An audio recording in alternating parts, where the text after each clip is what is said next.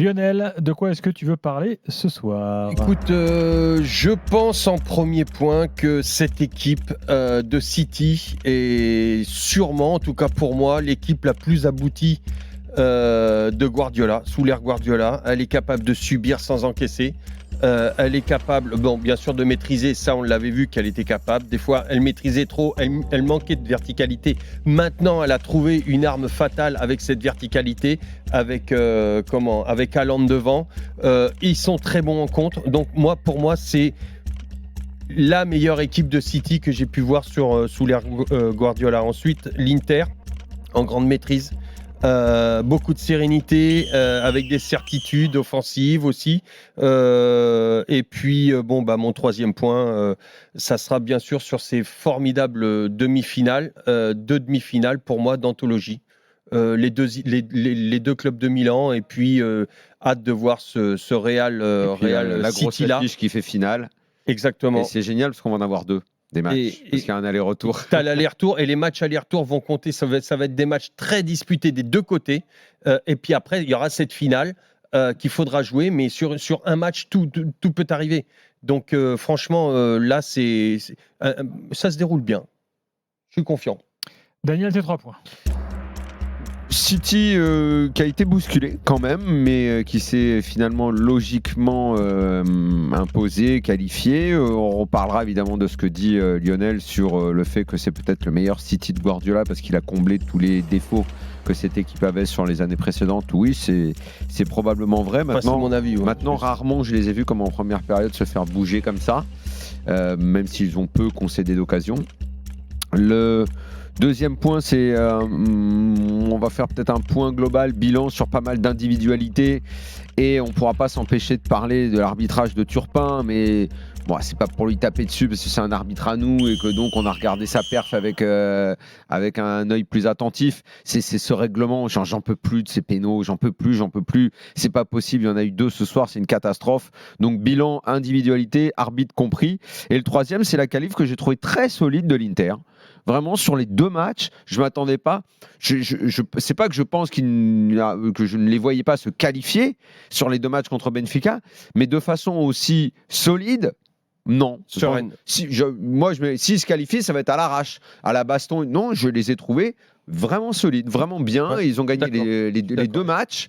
Tout ce que je voyais de qualité dans cette équipe, de joueurs, d'effectifs, en quart de finale de Ligue des Champions, je l'ai vu sur le terrain alors qu'on ne le voit pas toujours toutes les semaines en championnat. Voilà, belle équipe. Ils n'ont pas gagné les 2 matchs, hein. Il y a eu 3-3 au deuxième. Ils ont lâché complet. Ils ont lâché complet, mais je suis d'accord. Inquiété, quoi, voilà. Par contre, il y a beaucoup de sérénité défensive. Alors on a l'habitude normalement avec ces clubs italiens, on se dit ça défend toujours très bien et tout ça. Là ils maîtrisent, mais en plus ils ont à la fin ils ont un peu lâché. C'est pas complet. Prendre 3 buts chez eux, c'est pas beau. C'est pas beau ce qu'ils ont fait à la fin. Mais on peut leur pardonner. Allez.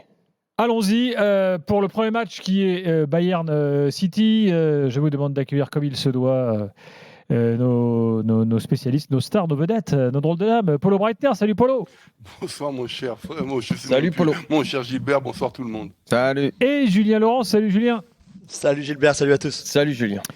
Alors démarrons rapidement par ça quand même. L'arbitrage à la française, on n'est pas habitué en Allemagne, Polo.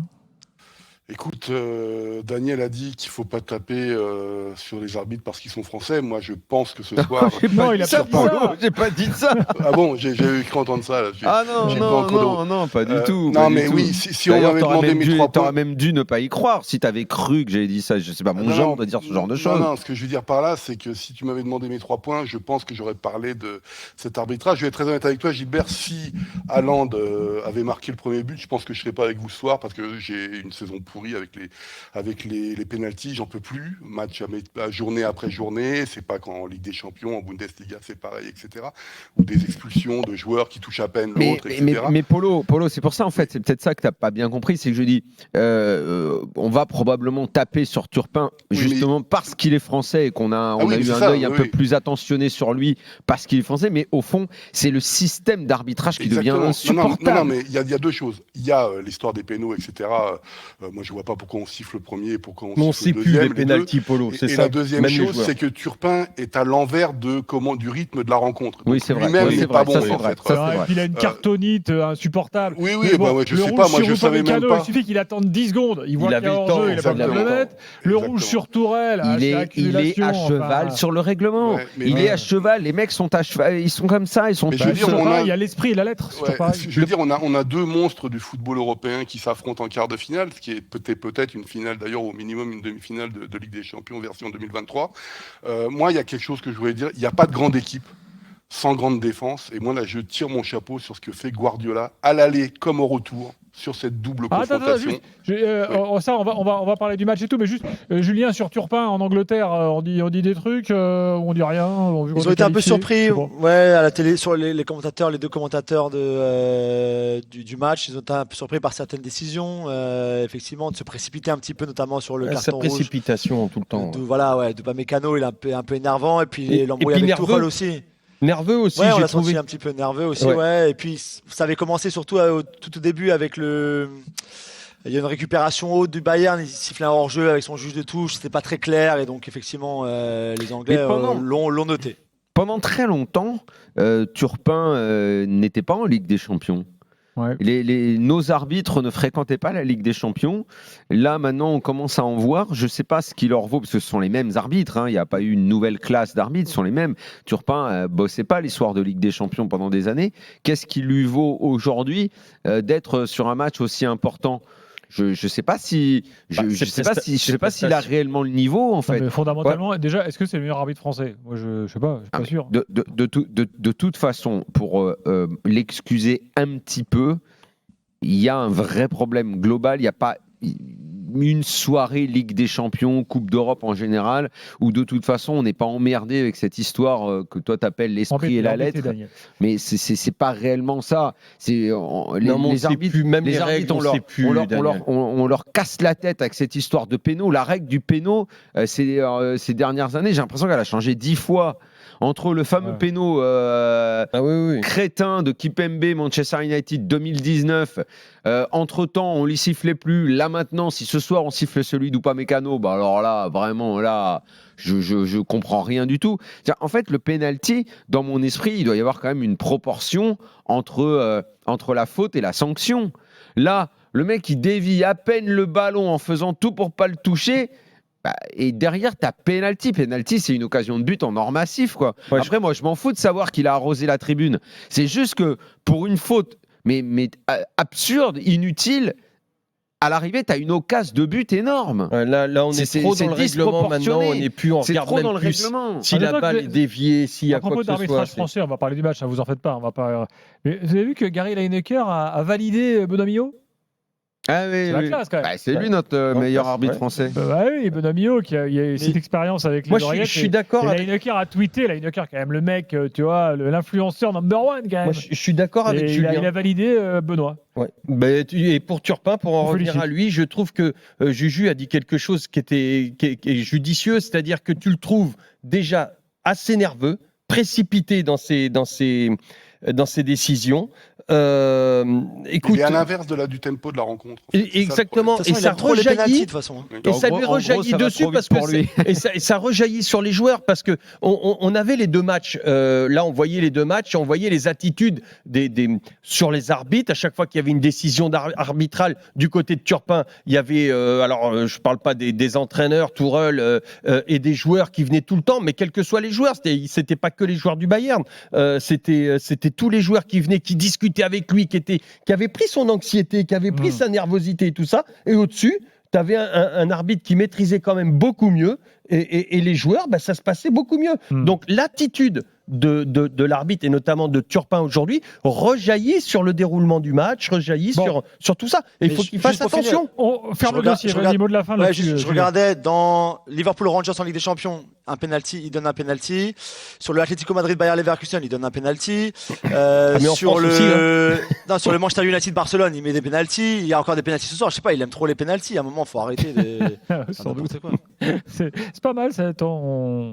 T'as bien mais fait c'est vrai. de regarder ça. Je sais pas, il est obsédé par les pénaltys. Chaque Ouais. match de Ligue des Champions, il donne un penalty à un moment pour une des deux équipes. C'est ce qui se dit en France. Hein. Bon alors Polo, tu voulais parler de la défense de City, ça nous permet Ouais, d'entamer parce que- l'analyse du match. Non, mais parce que j'ai trouvé évidemment un bon Bayern ce soir, mais j'ai trouvé un City supérieur. Et surtout, on parle beaucoup de Guardiola dans son jeu, comment c'est la technique, etc. Mais la prestation, c'est XXL, c'est phénoménal. Ouais. À l'aller comme au retour. C'est-à-dire que je me demande, mais ça c'est Julien qui devra nous l'expliquer, si on n'a pas, pour la première fois, non pas un Guardiola qui nous invente des trucs, qui veut mettre que des milieux de terrain, qui veut En pas de grande neuf. maîtrise. C'est une équipe, elle est parfaite, quoi. C'est 4 T'es défenseurs d'accord avec centraux. moi, Polo? Vu de l'extérieur, on a l'impression. Pour moi, j'ai l'impression c'est l'équipe la plus aboutie. Mais oui, de Guardiola. mais c'est génial. En plus, C'est normal, il n'avait pas le 9. Maintenant, il a le 9 avec C'est une Haaland arme qui est arrivé. supplémentaire. À un Alors, moment, Après, il savait pas non plus se recroqueviller, subir comme il subit sans au tout encaisser. début, Ah, il y la a eu le saison problème du dernière. gardien. Après, il y a eu Non, mais sans encaisser. Après, il y a eu le problème de la charnière centrale. Après, il y a eu le problème du milieu de terrain défensif. Tout ça, année après année, il a réglé. Et jusqu'à l'année dernière, il lui manquait le vrai 9. Le vrai neuf, la puissant. verticalité. Bon, des 9, il en avait, hein, mais sauf qu'il ne les faisait pas toujours jouer. Mais des 9, il Pas en ce a eu dans son profil-là. effectif. Pas ce profil-là. Après, là, il a le profil du 9 où, effectivement, sur Non, une mais balle de ils contre-attaque, viennent même rajouter- quand tu es oui, dominé, mais c'est parce ça. que C'est City qu'en quand fait, même il dominé rajoute- l'essentiel du match. il quand même, rajoute hein. le but- contre. Il rajoute le contre à sa palette. Et C'est pas forcément. bien sûr. Avant, on parlait de la possession. Ça doit rentrer. Ils peuvent même rentrer avec Messi au Barça, etc. On rentre avec le ballon, etc. Dans les buts. Là, il a le contre. C'est-à-dire qu'en fait, tu peux aspirer les équipes adverses et hop, parce que t'as De Bruyne, C'est une arme évidemment. supplémentaire T'as une arme, c'est qu'il n'avait extraordinaire. pas. Est-ce qu'on peut s'arrêter juste sur ce contre, puisque tu en parles, et dire que juste avant la conclusion d'Haaland, il y a d'abord la relance qui part d'une action du Bayern, le relais Haaland, remise de la tête pour De Bruyne, mais la passe en profondeur La de De Bruyne. profondeur, ouais. La passe de De Bruyne, c'est du millimètre. C'est de l'orfèvrerie tellement elle est donnée exactement là où il faut.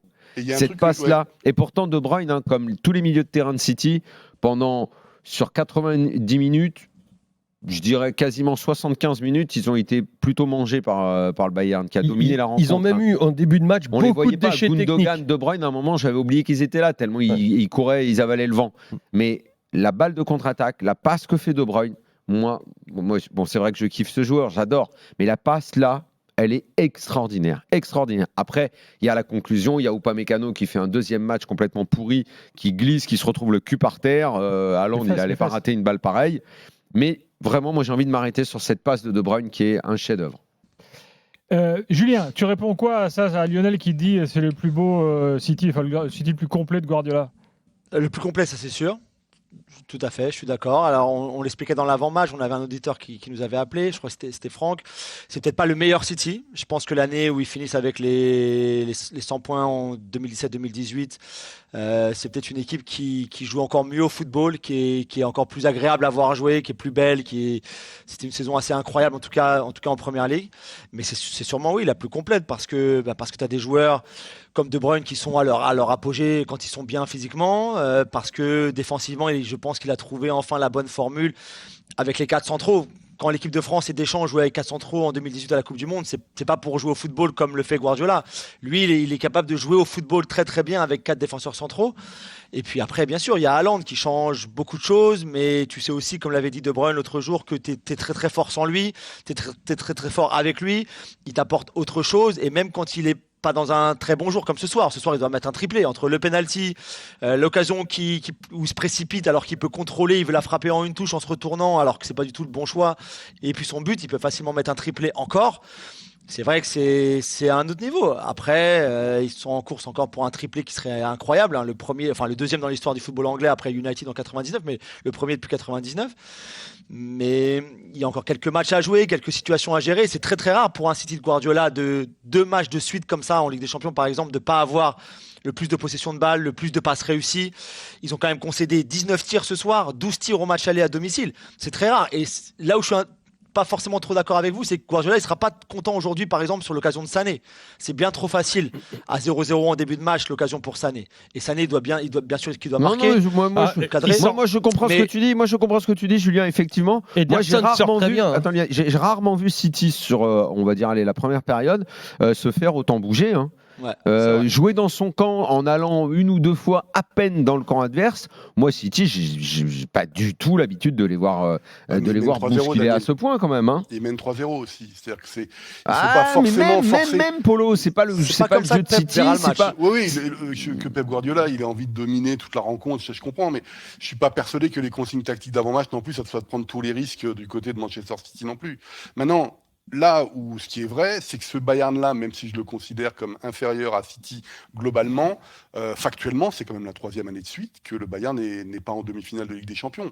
Et je constate aussi, on avait parlé avec Julien en avant-match, qu'avec 3 coachs différents, donc la stabilité aussi sur le banc du Bayern, quand je dis en rigolant le lundi que le Super Bayern, pour moi, c'est fini depuis longtemps, je pense en fait, j'habitue les auditeurs en disant on est peut-être en train de redescendre un peu en gamme par rapport à ce qu'on a vécu, la destinée extraordinaire qu'on a vécue à partir de 2010, enfin 2012, 2013, etc., la période Guardiola, etc.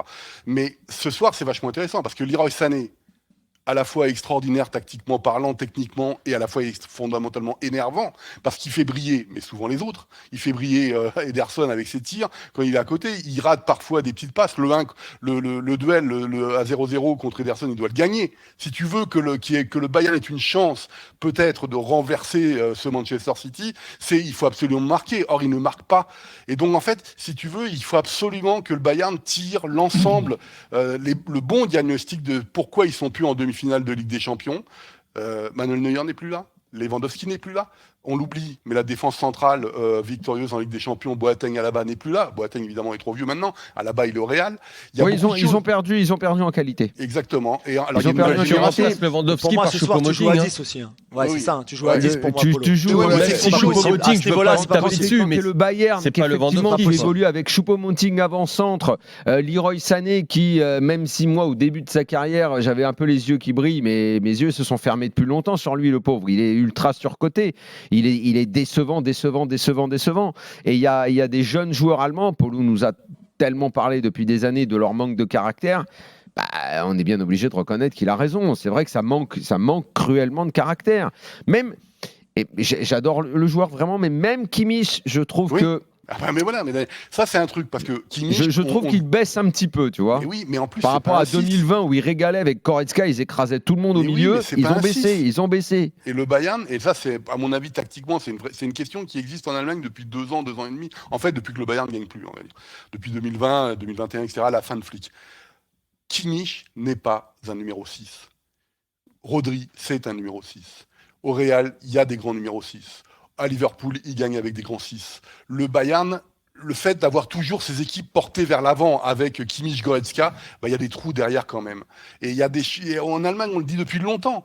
C'est-à-dire que si tu veux construire une nouvelle équipe bavaroise où tu as envie qu'il soit compétitif en Ligue des Champions, je ne sais pas ce que ce duo Kimmich-Goretzka doit devenir. Ce duo a été très fort en impact, en classe aussi, parce que Kimmich, 2020, il régale et Goretzka mettait un impact qu'il n'aimait plus. Mais c'est sûr que quand j'ai entendu Kimmich, notamment après la Coupe du Monde, et j'ai un peu pensé à toi, Polo, parce que quand il a dit « je ne sais pas si je me remettrai de cette défaite », enfin bref, il a un peu couiné, je me dis, il croise Polo, il va lui coller une paire de gifles. Hein. Et lui dire, qu'est-ce que c'est que cette attitude-là? T'es bavarois ou t'es pas bavarois, nom de Dieu? Non, mais c'est un vrai problème, et c'est un vrai problème sur l'évolution du football, parce qu'on a longtemps parlé d'un jeu allemand, et notamment le Bayern des dernières années, version Hansi Flick, où c'était trop offensif, où il y avait des trous derrière, etc. Alaba, Boateng, encore une fois, ne sont plus là. Donc c'est à la jeune génération, De Ligt qui progresse énormément, a eu une première partie de saison compliquée, la deuxième est nettement meilleure, où Upamecano a été excellent, et puis il se plante complet parce que c'est le très très haut niveau contre Manchester City où tu peux pas jouer comme ça, sinon parce que tu te rends compte que finalement sur ces équipes-là, encore une fois, même si je pense que City est, j'ai pas envie de dire largement supérieur au Bayern, mais il y a quelque chose. Le Bayern d'aujourd'hui me fait penser à beaucoup d'équipes des années 90. Julien est là, un autre Julien, supporter de City. Bonsoir. Oui, bonsoir à toute l'équipe. Un plaisir de passer dans l'émission. Une fois de plus, j'ai été passé plusieurs fois l'année dernière lors de la campagne de City. Ah, Vous m'en voudrez pas. Ça court pas les rues, hein, les Ouais, gars de non, City, je c'est pour sais, ça. Daniel, Il n'y je a que sais, toi, en fait. Ça fait 15 ans qu'on se parle et à chaque fois tu me dis ça. C'est parce qu'il n'y a que toi en 15 ans, mon Bon, bah, vieux. est-ce que cette année, c'est la bonne? Ah bah écoute, les gars, vous savez que je suis humble. J'étais en apnée toute la journée, j'étais en apnée la semaine dernière. Parce que justement, je connais l'histoire de mon club et je ne m'enflamme jamais. Je ne vends pas la peau de l'ours avant de l'avoir tué par principe. Parce que j'ai presque eu tendance à le faire jusqu'à la 80e du match contre le Real l'année dernière, où d'ailleurs j'ai pas appelé l'émission parce que c'est le fauteuil de psy de l'after que j'aurais besoin ce soir-là, je pense. Tellement j'étais dépité de cette soirée. Donc oui, cette année, les gars, je pense qu'il y a quelque chose d'une puissance. J'entendais Polo, ce grand Polo, d'ailleurs, un plaisir de partager l'antenne avec lui ce soir. De l'entendre dire qu'il y a une force incroyable autour de City. Moi, je vois tous les matchs. Je n'ai jamais vu une telle force collective. Tout le monde est au diapason. Diaz, même Ake, il en a fait un latéral, alors que moi, je l'ai connu défenseur central plutôt à la base. Il est énormissime. Stones, il en a fait un joueur monstre ces derniers temps. Alors, je vous cache pas qu'après la Coupe du Monde, j'ai eu un petit doute pendant un mois parce que De Bruyne était un peu moins bien. Et quand De Bruyne est moins bien, j'ai l'impression qu'on est un petit peu trop De Bruyne dépendant. Je pense que Julien ne dira pas le contraire par rapport à ça. Bien sûr. Mais là, ce soir, De Bruyne un petit peu en dedans, mais comme Daniel a dit, la passe qu'il fait à un moment donné, voilà, j'ai l'impression que j'ai une équipe clinique de tueurs qui est plus là pour jouer. L'année dernière, on doit mettre 8 buts au Real à l'aller. 8 buts, on en met 4. Cette année, si on est dans la même configuration, on leur mettra les 8 buts parce qu'on a Erling Haaland devant. Le gars que j'attendais depuis des années. Donc moi je me dis, quand je vois ça, tous les voyants sont en vert. Mais par contre, et là où je vais être une fois de plus dans la peau du supporter humble de City, je me rappelle très bien de ce que Lionel m'avait dit l'année dernière avant le match contre City. Il m'a dit, t'es confiant? J'ai dit oui Lionel, je suis confiant. Mais par contre, si le Real fait basculer le match dans une dimension un peu parallèle, genre la remontada, on est mort. Sauf que justement, les gars, on a appris l'année dernière. On a appris de ce qui s'est passé. Et justement, je me dis que cette année, tous les voyants sont verts, c'est notre année. Je ne sais pas ce que vous en pensez, mais vraiment, moi, je le vois comme ça. Écoute, avec le Real, moi, je me garderai de ces propos-là parce que chaque année, il nous étonne. Enfin, chaque année. C'est ça. L'année dernière a beaucoup marqué les esprits sur les 3 tours qu'ils ont passés jusqu'à la finale. Donc, si je suis City, je me dis Daniel, oui, c'est bon, ça va tourner, c'est nous, on est au top, mais contre le Real, il faut jamais, il faut pas trop s'avancer. Mais je suis d'accord. Je suis complètement d'accord. C'est pour ça que je vais rester humble jusqu'au bout, jusqu'à la finale. Parce que de toute façon, j'ai l'habitude de me faire chambrer. Vous savez, quand on aime un club comme City depuis plus de 20 ans maintenant, l'époque qui gagne dans les années 2000, quand on aime ce club, on a eu l'habitude de se faire chambrer. Et donc, voilà, j'ai l'habitude. Mais clairement... C'est quand même la première fois que tu commences, tu sens le... Allez, t'as le nez carrément sur la finale, là. Mais ouais. C'est-à-dire qu'ils sont peut-être à un carrefour. L'année dernière, ils avaient le nez sur la finale jusqu'à la 80e du match retour. Oui, mais là, avec tous, je sais pas, t'as l'impression qu'ils maîtrisent beaucoup plus les débats. T'as l'impression, je sais pas. Enfin, moi, j'y crois plus cette année aussi pour City que l'année dernière. Il y a Haaland, il y a tout ça. L'année dernière, ils sont exceptionnels contre le Real. L'année dernière, c'est exceptionnel, à part les 10, voilà, ils sont exceptionnels. Les 10 dernières minutes à l'aller et au retour, et encore, au retour, c'est les 3 dernières minutes. Cette année, je les trouve beaucoup plus en maîtrise. Les gars, quand Mahrez marque au Real l'année dernière, pour moi, il n'y a plus de match. C'est terminé, c'est fini. À la 80e, je suis dans un bar entouré de madrilènes avec mon maillot de City, seul au monde comme d'habitude. Je regarde mon pote, je dis bon, allez, on commence à se détendre. Et là, il me fait, ouais, je pense que ça devrait le faire. Et là, bing, bam, bing, au revoir, terminé. Donc voilà. On n'est pas à l'abri de ça, encore une fois, mais écoute, c'est le Real. C'est le Real, mais je pense qu'on va avoir Et vous savez ce que je disais tout à l'heure, je parlais de ça avec mes copains. Quand il y a l'avantage, c'est le match retour à City cette année ? Oui, tout à fait. Allez, on va prendre ça comme un avantage supplémentaire. Et attends, Daniel, j'ai une dernière chose. Je t'entendais parler de Naples hier. Real à l'extérieur. C'était décevant, etc. par rapport à la saison. Un peu comme Benfica. Parce que moi, je suis vraiment bien le foot à ce niveau-là. Et ces deux équipes-là m'ont beaucoup déçu là sur l'écart. Et en fait, est-ce que à ce niveau-là, finalement, ce serait pas l'expérience avant tout? Et moi, j'estime que dans la vie, plus on se prend des claques, plus on apprend.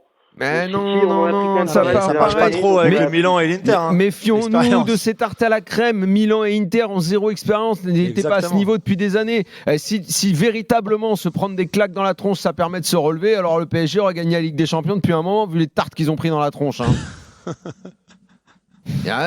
Excuse-moi, je suis la d'accord. première. Je suis d'accord. à la Ils ont différence pris leur première tarte dans la gueule sur le Chelsea 3-1, 2-0. dans la Bon, joue, allez. Daniel. Non, mais c'est des duels en À plus la 100% différence, Daniel, italiens, c'est que le c'est- PSG, à chaque fois qu'ils se sont pris des tartes, ils ont tout changé. Ils ont changé les entraîneurs, ils ont changé les. La City, c'est resté. Ils ont changé les joueurs, Lionel. Ouais, ils ont changé des joueurs. Bah ouais, Tu rigoles ou quoi? Ils ont toujours gardé la même ossature de loser. Le- De quoi tu parles, voyons? L'effectif a quand même bougé beaucoup plus qu'à City, quand même. Non? Mais l'ossature, ça a été la même qui a pris les tartes pendant des années. L'effectif du Les Marquinhos, PSG Verratti, n'a- Thiago Silva, pendant des années, ils ont été là. Ils ont été là. mais là, ils sont plus Combien là. ils Ils ne ont grandissent vécu plus. contre le Barça, contre Manchester, c'était les mêmes. Moi, je trouve qu'il y a beaucoup plus de constante, et notamment sur le banc, déjà, ne serait-ce que là-dessus. Mais non, mais Non, pas je du me trompe. tout. Ah bon, mais- d'accord. Ben, j'avais l'impression que Guardiola Bon, est resté revenons à notre match ce soir. un petit peu plus que Je- les entraîneurs je du remercie PSG. Julien, au 32-16 et j'aimerais qu'on accueille Samuel qui est supporter du Bayern. Salut Samuel. Après, il faut reconnaître le Salut, truc, salut, Daniel. salut l'équipe, salut l'after. Bon, Ouais, je suis déjà salut, passé, Samuel. moi. Je suis supporter du Bayern et de l'OL, moi. Je suis supporter des deux. d'accord, très bien, si tu veux. C'est le même combat, hein. C'est les mêmes présidents, c'est la même gestion. Voilà, on est servi À de la une même époque, manière. dans on va l'after, dire. on n'aurait pas accepté ce genre de choses. hein. Un gars qui soutient deux clubs c'est- comme c'est ça là et où- qui, c'est là- et c'est qui là en qu'on rigole vieillit. en plus. C'est là qu'on on- vieillit, Daniel. Non, non, nous, mais ça nous fait pas avant tout, rigoler. Hein. C'est vrai que c'est mon anniversaire, que j'ai pris un an de plus, mais bon, quand même. hein. C'est dur à ça va, entendre. Ça te va bien. Ça te va Mm. bien.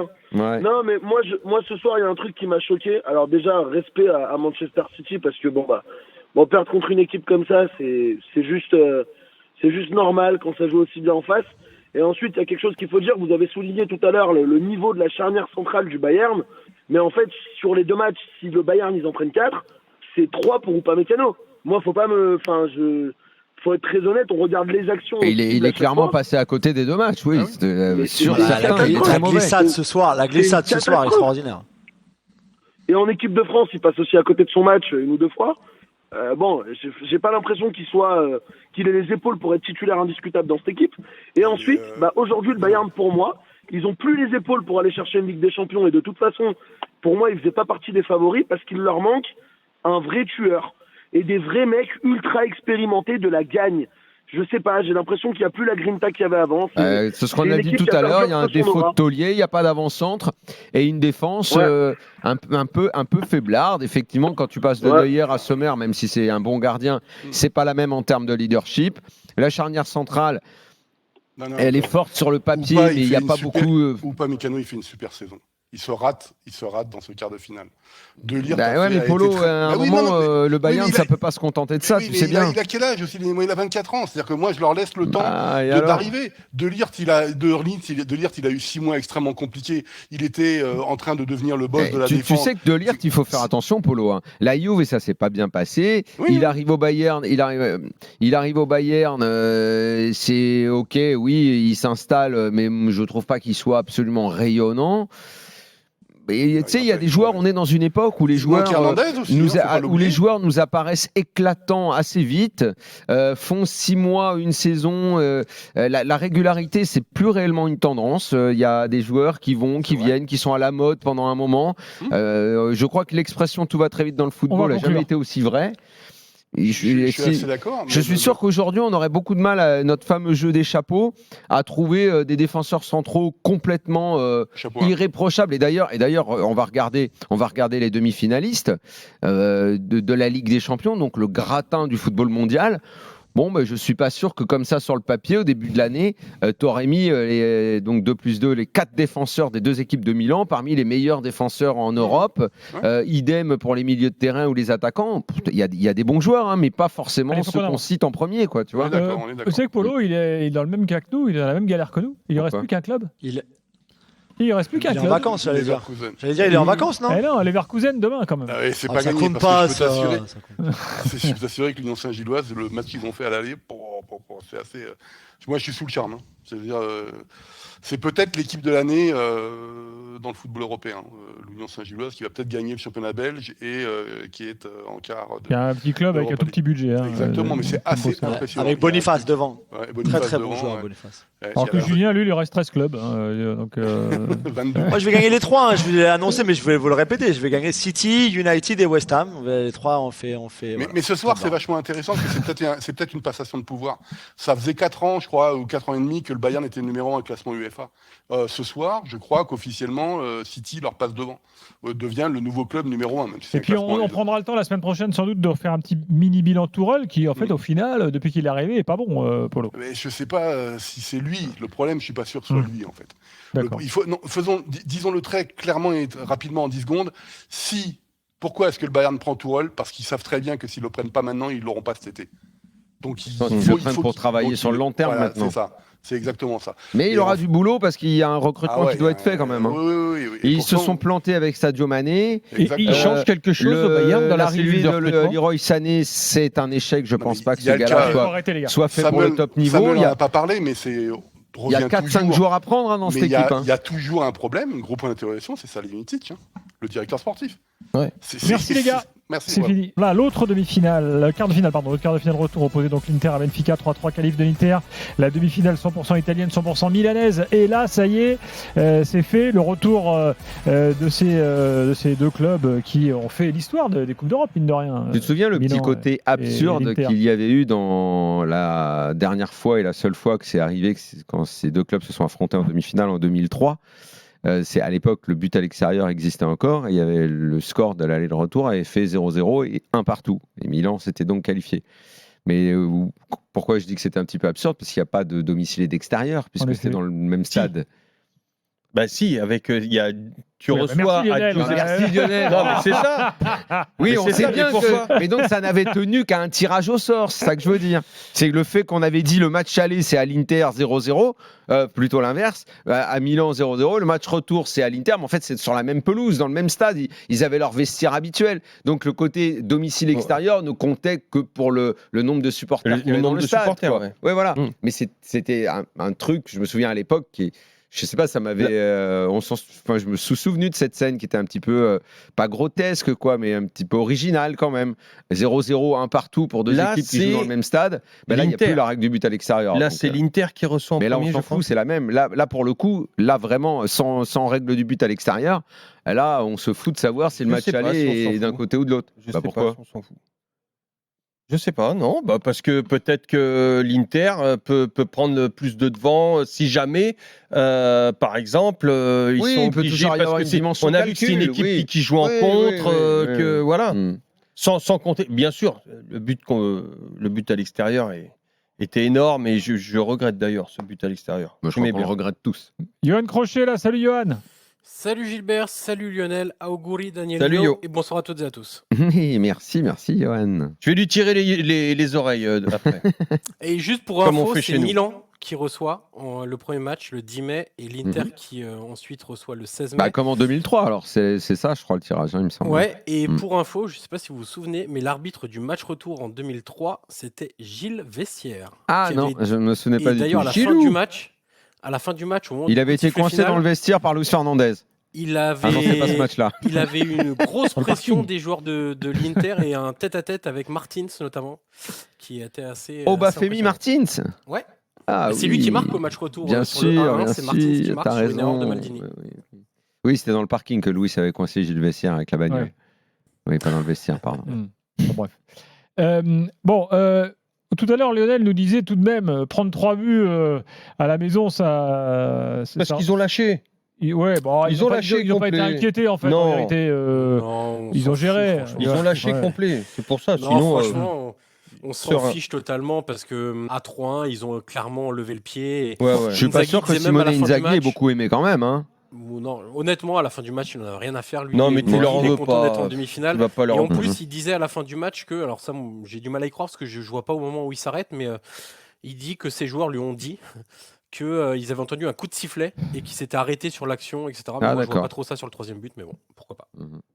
Mais sinon, est-ce que, comme je le disais tout à l'heure, tu es d'accord avec moi quand je dis que si on envisageait une qualif de l'Inter, ok, pourquoi pas, mais pas aussi sereinement que les 2 matchs qu'on a vus ce soir, en une semaine, pardon. Mais quelle est la part du mérite de l'Inter? Quelle est la part du démérite de Benfica en fait? C'est surtout ça, parce que Benfica, c'est Nico Villas qui en parlait en avant-match.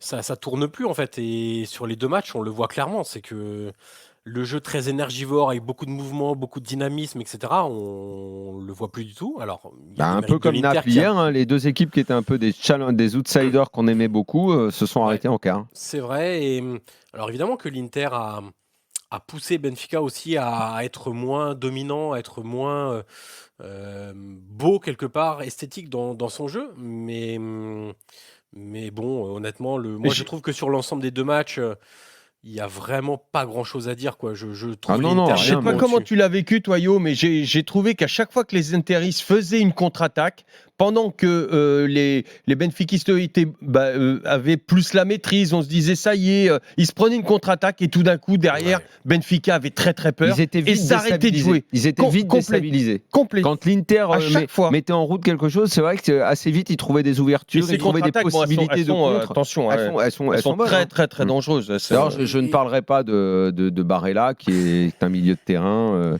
Je savais que tu allais la faire, Daniel, qui est donc un milieu de terrain, quoi. Voilà. Mais peu importe que tu le saches ou pas quand je vais le faire, Johan. C'est pas parce que tu le sais que je ne le dirai pas. Mais bien sûr, il y a des bons milieux de terrain en Europe. Bien sûr. Mais et encore, heureusement que. Et Barella est un très très bon milieu de terrain. Qui en plus met des belles frappes. Qui a vraiment coupé pas mal de contre-attaques par sa science du placement, de l'anticipation, parce que vraiment, je trouve qu'ils ont explosé au milieu de terrain totalement. Et sur les côtés, ils ont été en. Di Marco était bon ce coup-ci. Hein. Non mais moi, pourquoi ce coup-ci? Parce que la semaine dernière, j'ai pas trouvé. Il peut ne pas être bon à chaque match. Donc la semaine dernière, il n'a pas été bon. Ce coup-ci, il a été bon. Moi, j'adore ce piston. Moi, j'aime beaucoup ce joueur. J'aime beaucoup ce qu'il apporte. La semaine dernière, il a une qualité de pied que tu vois assez rarement comme chez des défenseurs. Ah oui, le mec, il est capable de frapper, de centrer, il va vite. Moi, j'adore ce joueur. Attention sur coup franc de son côté, il est très très fort coup franc direct aussi. Non, c'est un super joueur. Son plus gros défaut pour moi, je trouve, c'est qu'il dure jamais 90 minutes. En fait, à la 60-70e, il explose totalement. Et bon, la chance de l'Inter, c'est qu'ils ont Gossens derrière, donc c'est pas trop mal. Mais pour le très haut niveau, je me demande si Di Marco a cette capacité, comme il a un jeu qui est, je le répète, très énergivore et qui se dépense beaucoup, qui fait beaucoup de courses vers l'avant, en contre-attaque, mais aussi pour aller presser haut.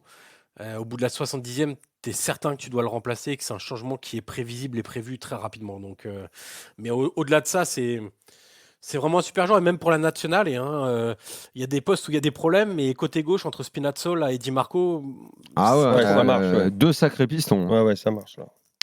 Bon, un club italien en finale, on en aura un. C'est la Juve le dernier, si je dis pas de bêtises. Ouais, contre le Real. Ouais. La fois d'avant, c'était encore la Juve qui avait aussi perdu. Contre le Barça. C'est 2015 Barça, et ça doit être 2017 Juve. Et la dernière victoire, c'est l'Inter de Mourinho. C'est ça, 2010. C'est ça, 2010. Qui sera favori en demi, Johan? Je pense alors là, pour moi impossible à dire. Alors, tu as la réponse de Normand qui te dit qu'il n'y a jamais de favori dans les derbys, quel que soit le derby d'ailleurs. Et moi, je vois quand même le Milan un peu plus costaud et un peu plus maître de ce qu'ils font sur le terrain que l'Inter. Mais attention, l'Inter a beaucoup de qualités pour leur poser des problèmes, notamment sur les côtés, avec ces fameuses transitions qui vont très très vite. Il faudra voir aussi les choix d'Inzaghi, parce que Brozovic, là, ce soir, fait vraiment un sale match, je trouve. Avec des relances. Ils n'ont pas de suspendu? Non, ça c'est la bonne nouvelle, c'est qu'il y avait pas mal de joueurs, Dzeko, Lautaro, Bastoni, Di Marco, qui étaient sous le coup d'une suspension, l'Inter, et il n'y aura pas de suspendu, donc ça c'est la bonne nouvelle. Mais ça va être honnêtement, là, les 3 semaines qui vont arriver à Milan, ça va être et je pense parce que... Et à la Gazzetta dello Sport, ça va être la fête. Ils vont plus savoir quoi là, il y a faire, le champagne, Daniel. Je pense qu'ils vont faire 25 pages. Je sais pas s'ils vont réussir à sortir un journal demain, mais... c'est le journal de Milan. Clairement. Il y en a beaucoup qui vont te préciser, c'est même plutôt le journal de l'Inter que du Milan, que de Milan la ville. En tout cas, effectivement, c'est le journal de Milan, et dans la rédaction, c'est un peu partagé, quoi. Mais peut-être plus l'Inter, je sais pas. Je t'avoue que je sais pas. Et surtout, vraiment, alors, on va beaucoup repasser les matchs de 2003, la demi-finale. On va repasser aussi le quart de finale de 2005, parce que 2 ans après cette demi-finale, Ils s'étaient retrouvés en quart de finale et c'est là où ça dégénère, où Dida prend un fumigène sur l'épaule, que le match est d'abord arrêté, que l'arbitre envoie tout le monde au vestiaire, que finalement ils reprennent, mais des fumigènes retombent. Le match est définitivement arrêté à 1-0 pour Milan et l'Inter prend 3-0 sur tapis vert finalement. Donc il y a plein d'histoires autour du derby de Milan, même en Ligue des Champions. Donc c'est 3 semaines qui vont être incroyables. Et en plus, j'ai regardé le calendrier quand même. Rendez-vous compte, le calendrier de l'Inter, là, juste pour faire très rapide. Prochain match, Empoli, donc ça va. Mais derrière, il y a demi-finale retour de la Coupe d'Italie contre la Juve, la Lazio, respiration contre l'Hellas Vérone. Et derrière, il y a Roma, Milan, Sassuolo, Milan, Naples, Atalanta, Torino pour terminer. Et la demi-finale, c'était quoi? Match nul, non? En quelle année? Non, là, contre la Juve. Ah, la Match demi-finale aller. de coupe, oui, c'était match Lionel, nul. tu un t'es partout, endormi ouais. ou quoi? Match aller. Ouais, un partout, ouais. Pourquoi tu poses cette question? Tu le savais, toi? Un Non, partout c'était avec ça, le match aller, penalty c'est de un Lukaku à la fin, Lionel. T'es arrivé souviens-toi. comme un cheveu sur la soupe et Yann, il a pas compris ce que tu voulais dire. C'est pour Ah ça. ouais, non, je me disais, mais 2005, Non, non. Quelle année? quoi. Ouais, c'est ça. Voilà. Non, un partout, c'est ça. Mais Merci, c'est bien Johan. pour le. C'est Oui, bien, vas-y, juste pour pour conclure. terminer, c'est bien pour le foot italien parce que ça va faire une belle vitrine. Il faudra juste que les 2 matchs soient à la hauteur, qu'il n'y ait pas de débordement en tribune, qu'il n'y ait pas de dinguerie comme ça a eu lieu en 2005. Mais oui. Mm. Mais sinon, c'est Et une ça, on vraie sait que belle ça peut vitrine pour arriver le là, foot parce que italien, ça va être entre l'enthousiasme d'avoir ces 2 équipes à ce niveau de compète, que ce soit dans un derby. Ouais. Oui, il va falloir qu'ils soient forts pour éviter les débordements. Et ça. Il faudra beaucoup de messages. Je pense que les 2 clubs ont prévu le truc et vont prévoir ce truc-là et qui vont organiser des messages, des joueurs qui vont prendre la parole, etc. Parce que personne n'a envie de revoir ce qu'on a vu en 2005, qui était une absurdité incroyable. Et donc là, il faudra se montrer beaucoup plus intelligent qu'en 2005, clairement.